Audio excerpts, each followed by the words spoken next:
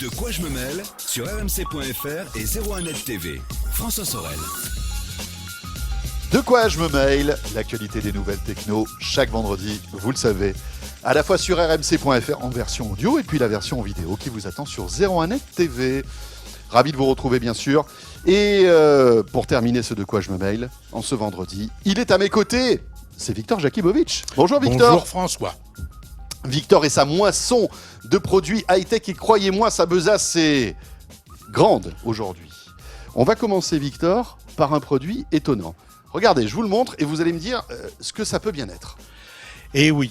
Alors attendez, on laisse un petit peu quand même le suspense. Oui, non, qu'est-ce que c'est à votre avis? Tout à fait étonnant. Est-ce que c'est un lampadaire? Pour ceux qui ne voient pas, c'est un parallélépipède rectangle bizarroïde avec un truc curieux au bout, très curieux. Voilà. Non, ça n'est pas un Radiocom 2000 c'est pas un téléphone des géant. années 80.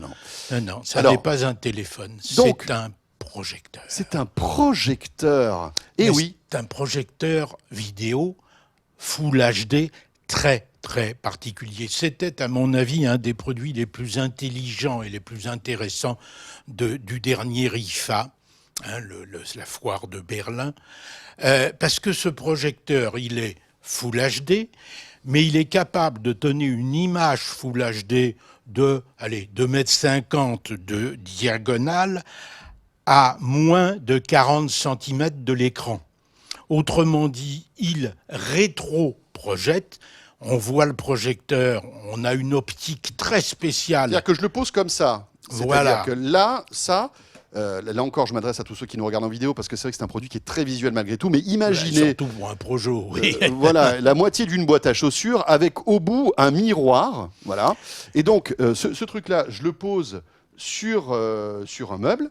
D'accord. Ouais, une table basse, c'est idéal, une petite table basse. Collé au mur ou pas? 35, sur lequel on va projeter l'image. Si je veux avoir 2,50 m de diagonale, il faut que je sois à 35 cm du mur. 35 cm, c'est rien. Non, c'est rien du tout. Voilà. Je parle par rapport au cul du projo. Oui, bien sûr. Compte tenu qu'il fait une vingtaine de centimètres, le miroir, bien entendu, est un peu plus loin. Mais là où habituellement on a 3-4 mètres de recul normal sur un projecteur, là on a seulement ces 30 centimètres. On obtient la taille d'un écran de 60 pouces. 60 pouces, c'est déjà une bonne taille de télé. C'est pas mal. Bon, c'est à 11 cm du mur, c'est-à-dire qu'il y a à peine la place pour mettre la prise HDMI au cul du projecteur. C'est tout à fait étonnant. Alors, ça marche sur un DLP, bien entendu. Ça marche avec une lampe LED très haute puissance, puisqu'on obtient 1000 lumens. 1000 lumens sur une LED, c'est bien. C'est pas mal. Qui dit lampe LED dit 30 000 heures. On a de la marge. D'accord. Ça se relie... Ça chauffe presque pas. Oh, ça chauffe pas du tout, quasiment pas. Ça se relie en Wi-Fi à une source, mais on peut aussi sur les entrées USB mettre directement une clé qui va contenir des fichiers de type Office ou des fichiers film en DivX. Vous dites DivX? On dit comme on veut, on peut dire DivX. DivX, non mais c'est bien DivX, ça me plaît bien. Ça se connecte en Bluetooth à une enceinte acoustique pour avoir un son un peu meilleur que les tout petits haut-parleurs qu'il y a dessus, ou à une barre de son par exemple, ça marche très bien avec une barre de son. En gros, côté connectique, j'ai une prise HDMI et la prise secteur, basta. Non, j'ai une prise USB. Non, mais si je veux m'en servir. Ah oui. Enfin voilà, je ne suis pas obligé d'avoir 50 fils qui sont branchés sur cet appareil. Absolument. D'accord. Absolument. Et ça marche génialement bien. Il y a aussi un tuner intégré, donc vous pouvez brancher une antenne. C'est génial ça. Donc c'est TNT. Un vrai télé, Est-ce absolument. que c'est connecté avec les services de télé connectés d'LG ou pas? Non. Donc, non. Par exemple, j'ai pas Netflix, j'ai pas tous ces trucs-là dessus. Pas pour le moment. Là, il faudra que vous passiez par une box intermédiaire. Chromecast, éventuellement. Ou Chromecast, éventuellement. D'accord. Bon, que dire d'autre que Mais alors, juste une question, oui. Victor. Est-ce que j'ai la même qualité d'image avec ce type d'appareil qu'avec un vrai projecteur que j'accroche au mur? Pratiquement. Pratiquement. Ouais. D'accord. Ouais. Il y a un système de correction de keystone. Keystone, c'est ces corrections de trapèze, Oui. qui est automatique, qui fonctionne parfaitement bien. Non, c'est vraiment un truc fabuleux et ça ne vaut que, moi je pense réellement que c'est le terme à employer, ça ne vaut que 1300 €. Et je trouve ça, par rapport à ce que c'est, le service que ça rend, C'est pas mal du tout. ouais. Bon, voilà, pour tous ceux qui hésitaient encore concernant le home cinéma, eh bien voilà, vous pouvez avoir un petit projecteur qui fait une image de combien de diagonale à 35 cm, vous avez dit 2 mètres 35 cm, 2,50 m. 2,50 m, c'est quand même chaud, hein, les amis. Hein. Là, ça pouces. commence à être sympa. Un Faut regarder 100 un film. Alors, entendons-nous bien, comme toujours quand on parle de projection, si on veut un bon contraste, faut se mettre dans le noir. Ah non, mais évidemment, mais là on se fait une séance de cinéma. Mais on se fait du cinéma. On est d'accord. Ouais. Et après, bon, il faut avoir quand même le son qui suit derrière, parce que quand on a une image aussi grande et qu'on a un son moyen, on met une belle barre de son. Ou deux petits haut-parleurs stéréo qui le font en Bluetooth en plus. C'est pas mal. Bravo LG, LG qui innove, les amis. Moi, je suis impressionné par cette boîte je le dis sincèrement, je trouve qu'elle innove plus que Samsung en ce moment. Moi, je partage entre l'OLED, cette idée-là. ce genre de produit, et puis celui-là, ce que vous avez là encore, c'est étonnant. Alors ça, c'est in the pocket, aucun problème. Alors ça, on se dit, tiens, c'est quoi? Un petit haut-parleur, une petite antenne, qu'est-ce que c'est? Ça, c'est tout bêtement un clavier, un vrai clavier, avec des touches qui ont à peu près la taille de ceux d'un PC normal, avec inscrit dedans de quoi installer un dispositif de type tablette, etc. Et on se trouve en présence d'un petit PC, sachant bien entendu que le clavier est connecté en Bluetooth. D'accord. Alors, celui que j'ai là est en QWERTY, mais la version qui sort la semaine prochaine, je vous en prie, la version qui sort la semaine prochaine est en AZERTY, bien entendu. Il s'appelle Rolly Keyboard, Rolly parce qu'on le roule, oui, ça se tient. Et ça coûte combien? Ça vaut 99 €. Ça s'appelle le KBB 700. Bon, d'accord. Pourquoi pas. Et c'est compatible avec tous les appareils, enfin je veux dire avec les iPads, les tablettes, n'importe quoi. Oui, c'est du Même Bluetooth. avec un iPhone, on peut... Mais avec un iPhone, ça marche tout à fait bien. Je l'ai fait sur le mien pour essayer, parce que ma tablette était sur un autre truc. Voilà, regardez bien. Non, c'est vraiment malin ce remarquable. truc-là. Il faut prendre le côté où il y a une petite flèche. Voilà. Et regardez, après, tac, on a un petit clavier. L'autonomie, vous savez ou pas? Alors, une pile doit donner quelques 3 mois de fonctionnement, donc... Voilà, c'est encore une fois, la preuve que LG innove, et ça, c'est plutôt sympa. On enchaîne après les claviers avec les souris, les amis, normales, tous les deux vont de pair. Bah oui, faut quand on a... Vous savez qu'un clavier est triste sans souris, une souris est très triste sans clavier. Puis il y a des gens comme moi qui n'aiment pas beaucoup les trackpads, j'ai du mal à me faire au trackpad. Donc, pour moi, la souris est un truc essentiel. Et là, j'en ai dégoté une qui brille par sa toute petite taille. Alors là, pour vous la décrire, vous qui nous écoutez sur rmc.fr, c'est vraiment un tout petit truc, quoi. C'est une petite souris, mais rikiki. Alors, c'est une souris dessinée en Nouvelle-Zélande. C'est un projet crowdfunding, comme il y en a de plus en plus. Elle est toute petite. Alors, elle est toute petite, on se dit, mais c'est pas confortable, etc. Eh bien, c'est pas vrai. Quand on la tient réellement sur un produit, sur une plateforme, on la tient quasiment comme un crayon. C'est comme si on écrivait. Sauf que là, je suis en l'air pour que ça puisse être visible par la caméra. Mais en réalité, lorsqu'on l'utilise réellement, on a la paume qui est appuyée sur la table, et c'est d'un confort exceptionnel. Alors, c'est une petite souris classique, on trouve la touche gauche, la touche droite, on trouve la molette, bien entendu, classique. On a la possibilité d'avoir des fonctions, comme sur un trackpad, de gestuelle spécifique. C'est tellement petit que ça tient à côté du trackpad, d'ailleurs sur un portable, ce qui est tout à fait génial. Pour la charger et pour la connecter, il y a un petit dongle, tout ce qui est plus classique, sauf que le petit dongle, Il se met avec un support magnétiquement sur la souris quand on veut recharger l'ensemble. D'accord. Et quand on veut se servir de la souris, on enlève ça. Ça reste connecté parce que c'est la partie... C'est le dongle de réception. Voilà, sans fil. Sans fil.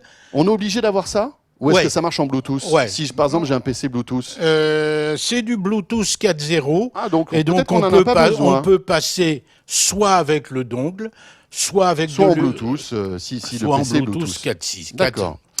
Classique. Combien? C'est remarquable. C'est un peu cher. Ça vaut 149 €. Ah oui. Mais ça a des vraies qualités. Et sur le plan du confort, on a parlé, entre autres, il n'y a pas très longtemps, d'une souris Logitech exceptionnellement bien faite et exceptionnellement confortable, la Master MX. Mais celle-là, finalement, est du même niveau. C'est D'accord. néo-zélandais, ça s'appelle Swift Point. Et ça se trouve GT. facilement? Et ça se trouve chez Macway. D'accord. Parce que c'est des bricoleurs qui trouvent des choses chouettes chez Macway. Encore une souris, Victor. Oui, une autre. Vous en faites des élevages. J'ai parlé de la Mouse MX de Logitech, Oui. mais ça s'appelle encore Logitech maintenant. Il faut dire Logi. Ah oui, Ils ont raccourci le nom. Donc Parce qu'ils ont embauché une fée, c'est pour ça. la MX c'était une grosse souris. Logis, mais bon, c'était pas... Ouais, bon, d'accord. Ok, j'ai compris. Bon, ça MX, va, on grosse enchaîne. Souris un peu grosse, un peu lourde. Ben, ils ont sorti une version avec un confort presque identique, mais beaucoup plus petite, avec la possibilité toujours de synchroniser 3 appareils, donc on peut l'interfacer avec le smartphone, Ça, c'est bien, ça. la tablette et le PC, D'accord. ce qui est quand même extrêmement pratique, et puis on choisira 1, 2, 3. Voilà, on sélectionne à chaque fois l'appareil. La souris est équipée d'une batterie rechargeable et l'astuce qu'ils ont eue, c'est de mettre le cordon de recharge comme sur la Master MX devant, Ouais. si bien qu'on n'a pas besoin d'attendre que ce soit rechargé quand on est en charge. Ouais. On peut l'utiliser directement. Bon, très pratique, très bien foutu. Elle marche sur tous les supports, y compris sur le verre, ce qui est exceptionnel. Ah oui, parce qu'on sait qu'en général, il y a ça marche peu de pas. souris qui fonctionnent sur le verre.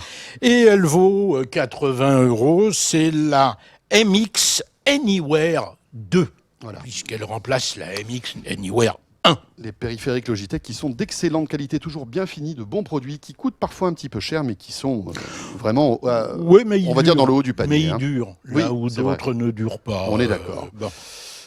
Victor, vous avez transformé votre iPhone 6 en, je sais pas moi, un système vert pomme. Oui, vert pomme que j'ai mis, c'est une très jolie coque, vert pomme, alu, bien foutue. Oui. Bon, très jolie, très honnêtement, j'aime mieux ma coque habituelle en galucha. Bon, alors ça, oui, c'est vrai. Hein, ça, bon. c'est la coque, on est d'accord.